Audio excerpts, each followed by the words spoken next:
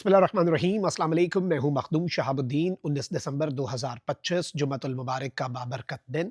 नाज़रीन किराम, कल की रात बांग्लादेश की सड़कों पर वो इनकलाब के मनाज़िर देखे गए हैं जो इससे पहले जुलाई 2024 में जब हसीना वाजिद की हुकूमत का तख्ता उल्टा गया और बांग्लादेश की तारीख का सबसे बड़ा इनकलाब आया। कल रात के मनाज़िर ने इनकलाब के उन मनाज़िर को भी पीछे छोड़ दिया है, यानी एक नया इनकलाब। और ये इनकलाब एक स्टूडेंट लीडर जिसने हसीना वाजिद की हुकूमत के खिलाफ प्रोटेस्ट्स को लीड किया था, उस स्टूडेंट लीडर की शहादत के बाद ये यहाँ पर दंगे फसाद शुरू हुए हैं। शेख मुजीब के घर की रही सही कसर निकाल दी है बांग्लादेश के अवाम ने। भारतीय सिफारत खाने पर हमला हुआ है और ये सबसे अहम नुकता है कि स्टूडेंट लीडर की शहादत, तो भारतीय सिफारत खाने पर हमला क्यों?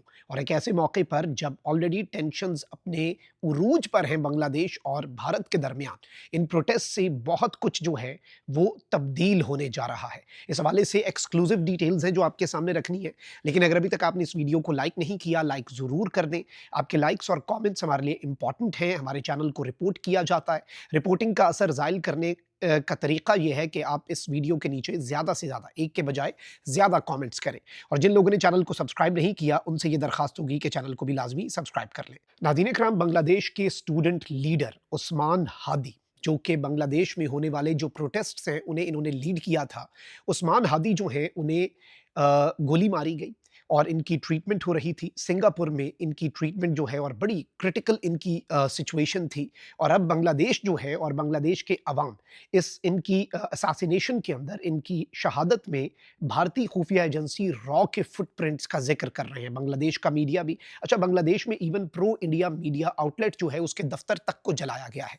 तो इस वक़्त जो बांग्लादेश में प्रोटेस्ट है, इससे पहले जो इनकलाब आया था, याद रखिएगा, वो हसीना वाजिद के खिलाफ था, भारत की कठपुतली के खिलाफ।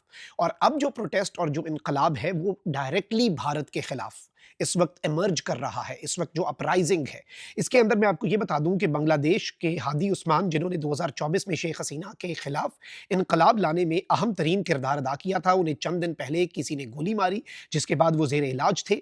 फिर इस सब के अंदर नाज़रीन कराम, इवन आप ये देखें कि ये जो अभी कल की रात के इंसिडेंट्स हैं, इनसे पहले भारत ने बांग्लादेश के एम्बेसडर, हाई कमिश्नर को बुलाकर एहतजाजी मरासला थमाया कि आपके पॉलिटिशियंस जो हैं वो सेवन सिस्टर स्टेट्स और ग्रेटर बांग्लादेश की बात करते हैं। और उन्हें इस बात पर भी एहतजाज किया कि भाई हमारे उधर सिफारत खाने के बाहर एहतजाज और रैलियां क्यों होती हैं। अच्छा, ये जो 2-3 दिन पहले एहतजाज हुआ था उसके अंदर तो बांग्लादेश के अवाम ने कहा कि आज हम इधर तक आए हैं, हम ये चेक पोस्टों से आगे भी आ सकते हैं। और ये भारत को मैसेज दिया। भारत ने अपने वीज़ा सेंटर्स बंद कर दिए। और इस सब के अंदर इवन जो इन दोनों मुल्कों की नेवीज़ हैं उनके दरमियान भी एक फेस ऑफ जो है वो बताया जा रहा है, हो रहा है। इस सब के अंदर जो अहम तरीन चीज़ है नाज़रीन इकराम, वो ये है कि जैसे ही उस्मान हादी की शहादत की खबर आई, बांग्लादेश में वायलेंट प्रोटेस्ट जो हैं वो शुरू हो गए और बिल्कुल जिस तरह से 2024 का इनकलाब था उसी तर्ज पर। फिर इस सब के अंदर जो सबसे अहम तरीन चीज़ ये है नाज़रीन इकराम, कि प्रो इंडिया न्यूज़ एजेंसी का जो ऑफिस है ढाका में, उसे आग लगाई गई। और जहाँ-जहाँ पर प्रो इंडिया अवामी लीग के दफ़ातर थे मुख्तलिफ एरिया के अंदर, उन्हें अवामी लीग हसीना वाजिद की पार्टी के दफ़ातर को आग लगाई।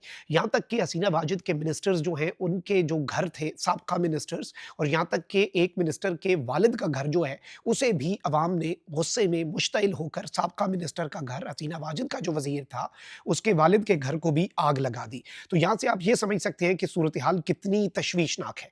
अच्छा, फिर इसके साथ ही साथ इंडियन हाई कमीशन जो है नाज़रीन इकराम, वो बताया गया कि उस पर भी अटैक हुआ। बांग्लादेश के लोग जो हैं, यूँ लग रहा है कि अब वो इस भारत वाले चैप्टर को once and for all close करते हुए नज़र आ रहे हैं। और अब तो इवन ये खबरें आ रही हैं सामने कि जो बांग्लादेश के अंदर इंडिया है वो अपना जो डिप्लोमैटिक स्टाफ है, जो अपने हाई कमीशन का स्टाफ है, उसे वहाँ से निकाल भी सकता है, क्योंकि उनके लिए वहाँ पर सर्वाइव करना, उनके लिए वहाँ पर रहना, उनकी सेफ्टी जो है उसके ऊपर भी क्वेश्चन मार्क लग गया है। फिर इसके साथ-साथ नाज़रीन इकराम, जो शेख मुजीब का घर है उसे भी आग लगा दी गई है जी, उसे डिस्ट्रॉय कर दिया गया है बांग्लादेश के यूथ की तरफ से। फिर इवन बहुत सी जगहों के ऊपर जो अभी भी शेख मुजीब की अगर कोई बाक़ियात थी, इससे पहले भी आपने देखा कि अवाम ने शेख मुजीब के मुजस्समों के साथ क्या किया। हसीना वाजिद का जो वालिद था शेख मुजीब, जो कि हू वाज़ टेक्निकली, जो ये कहते थे नाम निहाद कि जी बांग्लादेश का फाउंडर है, लेकिन इन्होंने बांग्लादेश के ऊपर डिक्टेटरशिप रखी इस ख़ानदान ने। फिर अवाम ने अब जो अपने गुस्से का इज़हार किया। अब शेख मुजीब के नाम पे जो हॉल्स हैं उनके आगे भी स्टूडेंट्स जो हैं उन्होंने अपनी यूनिवर्सिटीज़ में उन्होंने लिख दिया उस्मान हादी शहीद हॉल, यानी उनके नाम जो हैं वो भी तब्दील कर दिए गए हैं। फिर इस सब के अंदर बहुत सी चीज़ें जो हैं वो बताई जा रही हैं कि इस वक़्त तशवीशनाक हैं और स्टूडेंट्स जो हैं वो बिखरे हुए हैं। बांग्लादेश की गवर्नमेंट के ऊपर, मौजूदा जो हुकूमत है, उसके ऊपर प्रेशर बिल्डअप हो रहा है, उसके ऊपर प्रेशर डाला जा रहा है कि भई भारत के साथ आप अपने डिप्लोमैटिक टाइज़ को कट करें, भारत ने ये सब किया है। अच्छा, इससे पहले मैं आपको ये बता दूँ, पाकिस्तान तो कहता है कि भारत दहशतगर्दी करवाता है। कनाडा जो है वो इससे पहले क्या बात कर चुका है, कनाडा के साथ जो इतनी बड़ी एक भारत की रिफ्ट चली थी, वो इसीलिए थी कि कनाडा के अंदर जो एंटी इंडिया लोग थे, जो सिख्स थे, उन्हें इंडिया की एजेंसीज़ ने मरवाया, ये कनाडा का इल्ज़ाम था। और from Canada to United States and from Australia to Bangladesh, जो भारत की इंटेलिजेंस एजेंसी है रॉ, उसके फुटप्रिंट्स के हवाले से मुख्तलिफ असैसिनेशंस में जो भारत के इंटरेस्ट्स के खिलाफ लोग काम करते हैं, उनकी असैसिनेशन के हवाले से भारतीय खुफिया एजेंसी रॉ के फुटप्रिंट्स पर पहले भी तनकीद होती है, एक मरतबा फिर ये बात हो रही है।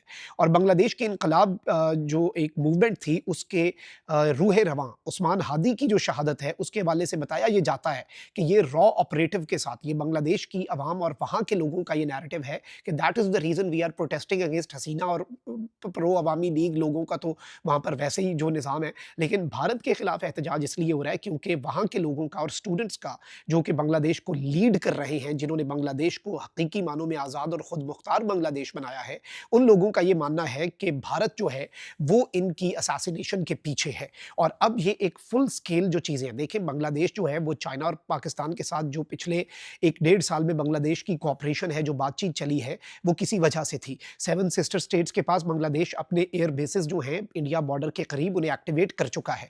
पाकिस्तान से JF-17 और चाइना से J-10 सीज़ लेने जा रहा है, लेकिन उसमें टाइम लगेगा। पाकिस्तान बांग्लादेश के टैंक्स को भी अपग्रेड कर रहा है, लेकिन उसमें भी टाइम लगेगा। सो देयर आर पॉसिबिलिटीज़ कि अगर भारत बॉर्डर पे कोई एडवेंचरिज़्म करता है विद बांग्लादेश, तो चाइना और पाकिस्तान जो हैं वो अर्जेंट कोई इमरजेंसी डिफेंस डील भी साइन कर सकते हैं। इस वक़्त बांग्लादेश के अंदर यूनुस की गवर्नमेंट है और ये गवर्नमेंट इंतखाबात भी करवाने जा रही है नेक्स्ट ईयर। और याद रखिएगा कि बांग्लादेश के अंदर नैरेटिव आपने देख लिया, अवाम का सेंटिमेंट आपने कल रात के एहतजाज के अंदर देख लिया। बांग्लादेश के अंदर जो एक रेवोल्यूशन है, उसका आपने रुख पूरा देख लिया कि वो इस वक़्त कहाँ पर खड़े हैं लोग।